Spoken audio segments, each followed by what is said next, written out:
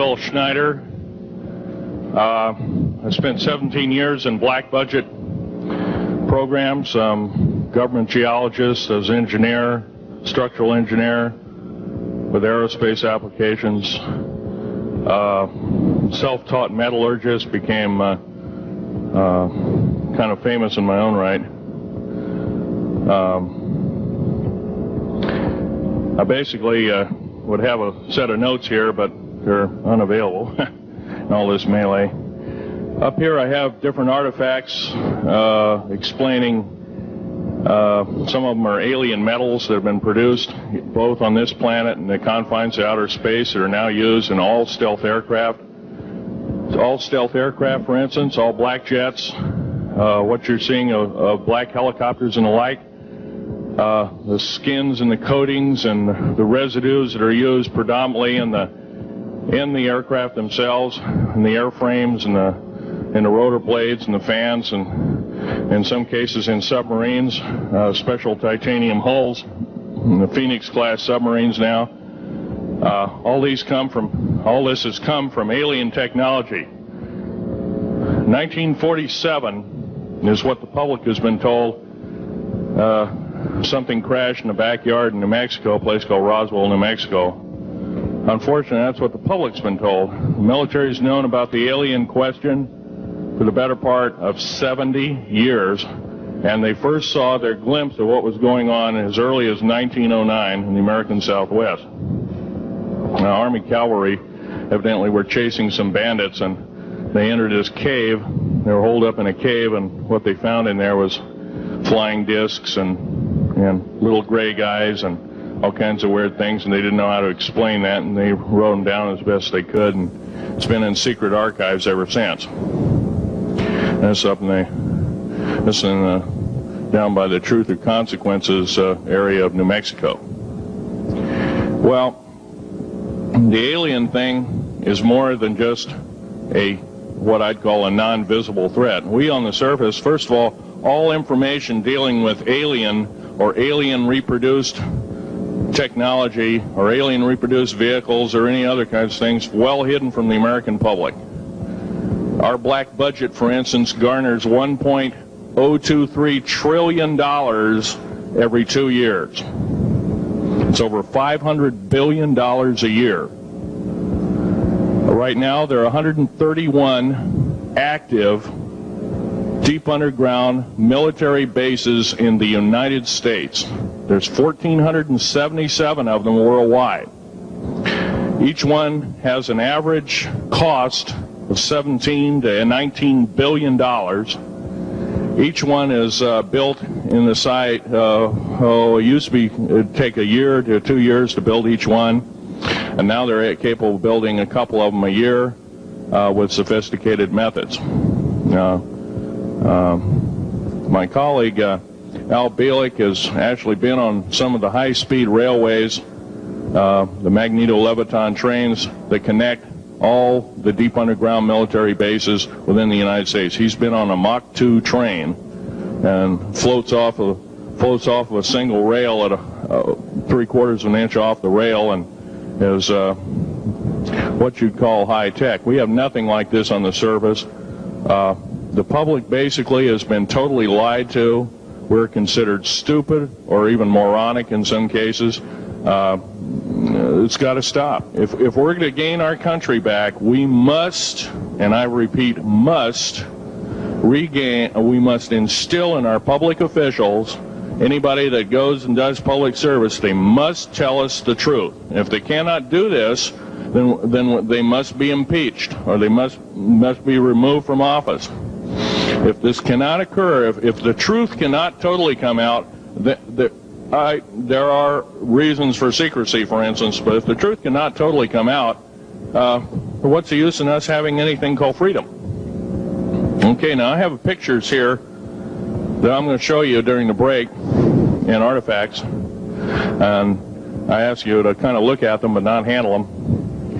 I have actual crashed retriever metal from Roswell, New Mexico. It's given to me when I was 14 years old. For instance, I've got other things. I've got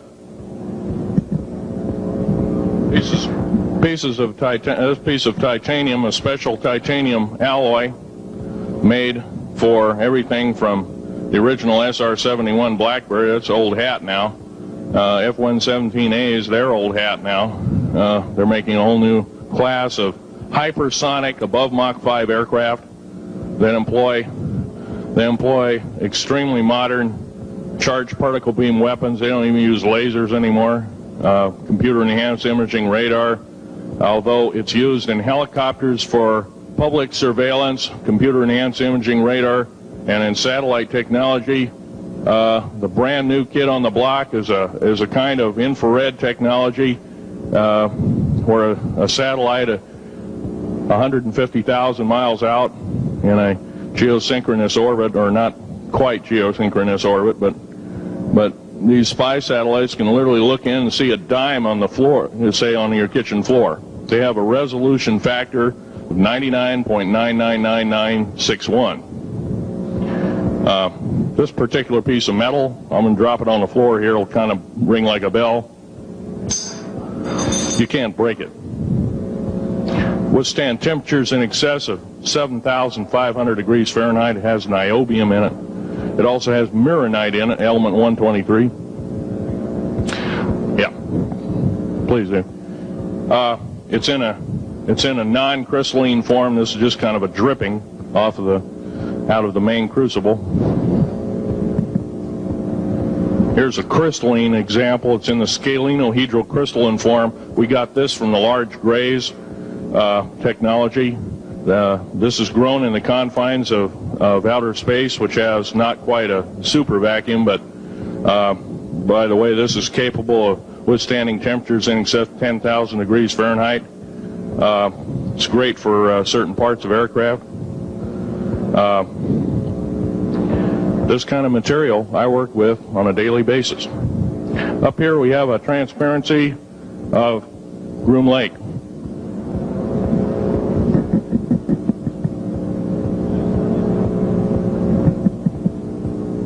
Groom Lake is where the infamous Area 51, S4, S2, a CIA base, it was originally a bombing range, a nuclear test site. It was later become the most secret base in the United States. It employs over 18,000 workers who work in shifts of 12 hours at a whack. Most of them work in the cover of darkness, like us. We built 9 underground military bases there, each with an average capacity capable of basically a city underground, roughly 4¼ cubic miles hollowed out underground. They have boring machines, for instance. They don't bore, they literally vitrify and melt the rock, deflagrate the rock. It's a very sophisticated laser melting and deflagrating system. It reduces the rock to a powder and then melts the remaining rock as a coating on the inside of the base, so you don't have to use gunite cements and other kinds of things like that. That's all old hat now. Technology is just basically, the new technology we get is the old hat of the military. I'm going to be real brief about it. I carried a level 1 security clearance, the Rylate 38 factor. There are very few of us, there's nobody except myself, to my knowledge, talking like this. Nobody. I'm breaking the law. I'm breaking world as well as federal law, coming out and even talking about this to a group of people. I love my country more than I love my life. 2 weeks ago, I was shot in the shoulder.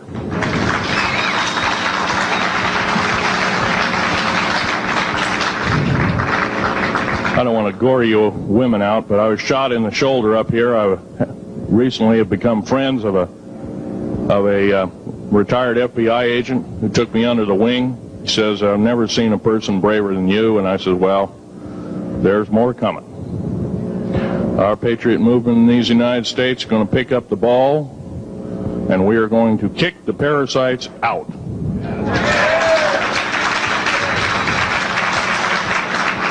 First of all, George Washington and Thomas Jefferson, a few other founding fathers, Patrick Henry to mention a few, all had visions that these United States is going to live 700 years from where they were standing, and that was somewhere around the the late 1700s, early 1800s. So you can count this country isn't going to go to a new world order.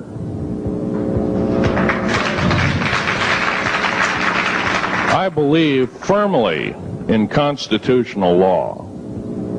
I'm not very well skilled in it, and that's my embarrassment. But I'm going to be real blunt about it. The government that is now instilled in ruling over us are ruling as we're serfs and they're the kings and queens. Now, that's a feudal system. That isn't even a democracy. We are now being ruled by an autocracy and a technocracy. In other words, technical knowledge as rules as king, with a feudal type system. Feudal systems haven't been used in the last 350 years, and they're coming back like gangbusters. If we are complacent, if we do not speak out in droves, and I'm not just talking about me, I'm talking about a bunch of us getting together and getting on this stump and loving our country more than we love our lives, getting on, some of us are going to get killed. I almost got killed a couple of weeks ago. Hadn't been for an a retired FBI man who risked his life, his career, everything, put it all on the line, and he didn't know me from Adam.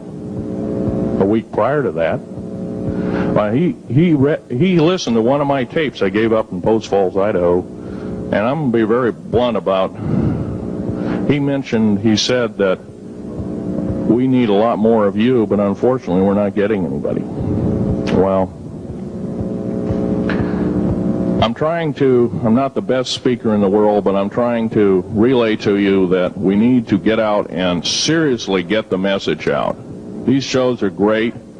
This hall should be absolutely packed, standing room only, and we should be getting the message out to as many people as we can with as many shows as is it possibly to reach. The many is the public. We ought to get on talk shows. We've got to get on news shows and TV shows, and we have to really get the message out. And I think we're doing it, but it's a little bit slow in the first part.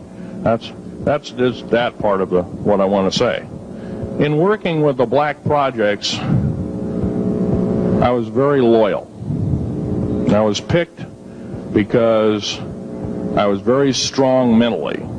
There's a bunch of us that were picked because we don't crack under pressure. We don't freak under pressure, so to speak. Everyday events don't bother us. Now, I was involved in something very controversial, almost totally unbelievable to most of you. Some of you are religious people. I think all religions have a time and a place, and they definitely have a place in America. Now, another thing I want to reach to you is that during the unbelievable part, I was involved in building another base inside of Dulce, New Mexico, which is Los Alamos Laboratory. It's a biological laboratory. On the southwest part of the Archuleta Mesa, we built an underground facility, a better part of 3 cubic miles hollowed out underground.